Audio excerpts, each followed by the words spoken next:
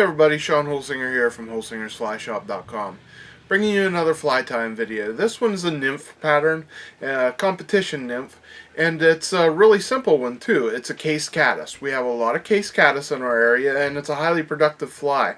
So there's a lot of times when I have one of these on. The reason why this one's so simple is very few pieces of material to it, just some pheasant tail, some hackle, the bead and the hook, and some lead, of course, to get it down. But the bead is what we're using for the caddis, for the worm part of the fly in here.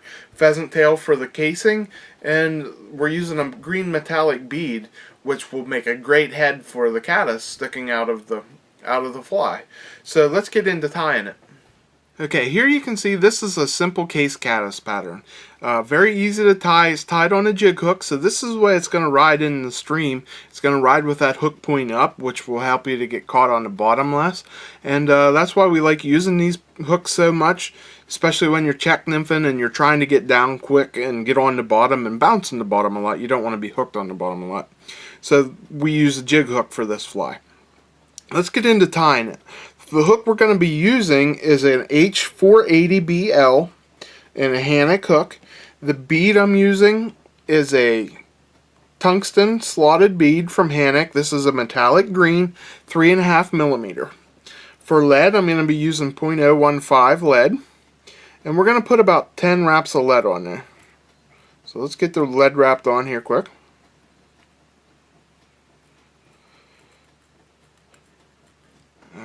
And then we're going to take that lead and we're going to push it right up into the bead there. Now the next thing we're going to use is some 70 denier brown thread, and we're just going to wrap this up here, and we're going to make a nice smooth transition body here. And I'm just going to wrap the lead or the thread up to where it transitions nicely up onto that lead, and then up to the bead. And we're just going to build up a pretty good bit of thread on here, because we're going to build up this fly and make it a nice smooth transition, about like a carrot, I guess is the best description you could say. I want it to have the shape of a carrot, and I want my thread to be pretty thick up here by the bead. I want we're going to put legs on this using hackle, and I want them to lay out over the bead, not stand straight up behind it. So I want it to look natural and lay out over the bead. So we're going to build up a pretty good bit of thread here.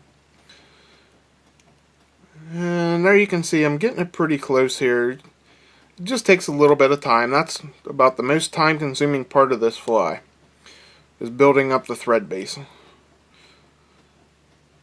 And then once we get that built up, we're just going to put on our materials for it. For material, we're using very little material on this. This is one of the reasons why it's such a simple fly. And one of the materials we're going to use is some small gold ultra wire. And I'm using small simply because it's not about the flash in this. It's not about the color showing through. It's more about protecting the pheasant tail fibers. So I don't want the fish to tear up the pheasant tail fibers. So we're just going to use some small to hold it in place, the pheasant tails. And get that tied on there. Next thing I'm going to use is a muskrat gray pheasant tail. This is dyed muskrat gray color. And I'm going to take about 6 or so pheasant tail fibers and cut them off. And then we're going to just tie them on by the tips down at the butt end of the fly. So I'm going to match up all my tips, and I'm going to tie them on as close to the tip as I can here down at the butt end of the fly. So I have a lot of pheasant tail fiber to work with. Okay, now here's what we're going to do a little bit different than most flies you tie. I'm going to put the hackle on now instead of at the end. For a hackle, I'm just using a chunk of grizzly. This is some wet fly hackle I have, and it's actually like a saddle hackle. Lots of webbing in it, you can see there. So it's going to be a nice wet fly hackle. And I'm going to come up in here and I'm going to strip some fibers back to get it to about the length I want it. And then we're just going to tie that down. Okay, and we're going to tie it down right behind the bead. And like I said, we're doing this a little bit different than you normally do. Instead of tying forward, I'm going to bring my thread behind here. And then I'm going to take and I'm going to wrap this. I'm going to tease all these fibers so they go out over the eye as I wrap them down. And I'm going to put about 2 wraps so the fibers lay out over the eyes, like that. And then I'm going to come in with my thread, and I'm going to tie this off behind the hackle, not between the hackle and the bead like normal, but behind the hackle. So all these fibers will lay forward. And I can finish the rest of my fly. So we're just going to tease these forward a little bit and make sure they get tied down, go in the right direction. Just like that. And we'll trim off these other ones here real quick. Okay. Now the next thing we're going to do is we're going to wrap our pheasant tail fiber up. Okay, we're just going to take the pheasant tail fiber and we're going to wrap it forward. And the way I like to do it is put my finger on top of the hook there to hold it into place so I can bring the next wrap around. And we're just going to cover up the whole hook with the pheasant tail fibers. Okay, and once we get it up here to the end, up to the bead, we're just going to tie it off.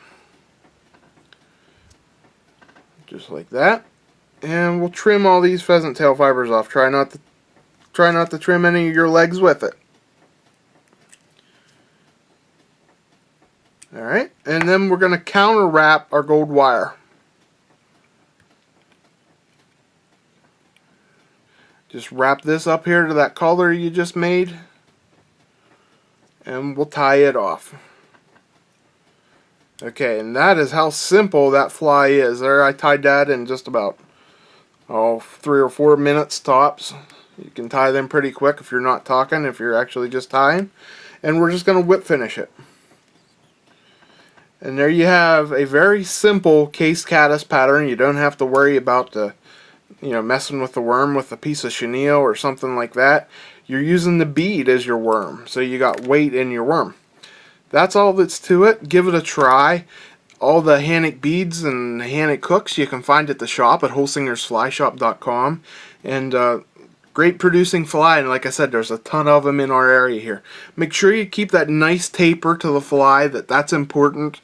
If you turn over rocks, lift sticks up in the stream, you'll see these things hanging on the sticks. And like I said, it's a carrot shape. It tapers back at the back like that. Very easy to tie. Give it a try. I'm sure you'll catch a lot of fish on it. Thanks again for watching, everybody. Please subscribe to my channel so you're constantly updated with the new videos. And like us on Facebook and Instagram so you can see what we're up to. Thanks for watching, everybody. I'm Sean Holsinger.